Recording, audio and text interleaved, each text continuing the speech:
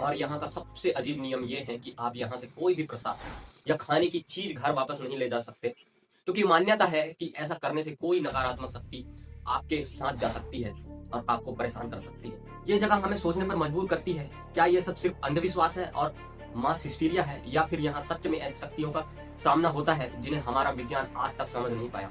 आस्था की एक और अविश्वसनीय तस्वीर दिखती है बीकानेर के देशनोक में कर्णी माता मंदिर में। इसे चूहों वाला मंदिर भी कहा जाता है। यहाँ लगभग 25,000 काले चूहे रहते हैं और इन्हें कोई भगाता तक नहीं है, बल्कि इनकी पूजा की जाती है। ये चूहे काबा कहलाते हैं और इन्हें माता कर्णी का वंशज माना जाता है। 14वीं सदी की योद्धा देवी कर्णी माता बीकानेर और जोधपुर राजघरानों की कुलदेवी थी।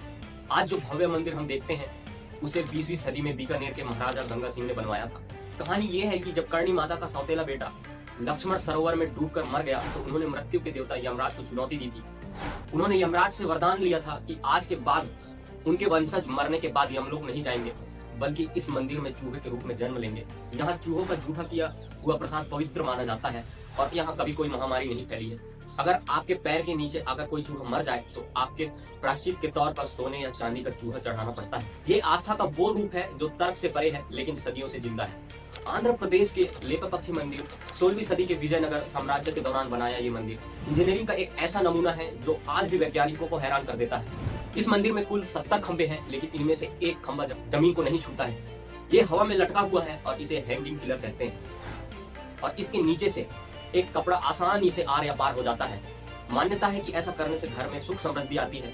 एक ब्रिटिश इंजीनियर ने इस रहस्य को सुलझाने के लिए खंबे को हिलाने की कोशिश की तो पूरी छत हिलने लगी।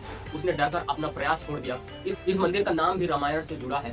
कहते हैं कि जब रावण ने जटायु के पंख काट दिए थे तो वो घायल होकर यहीं गिरे थे। जब भगवान राम यहाँ पहुंचे तो उन्होंने जटायु से कहा, ले पक्षी, जिसका तेलुगु में मतलब होता है उठो पक्षी। तो ये हैंगिंग पिलर क्या है?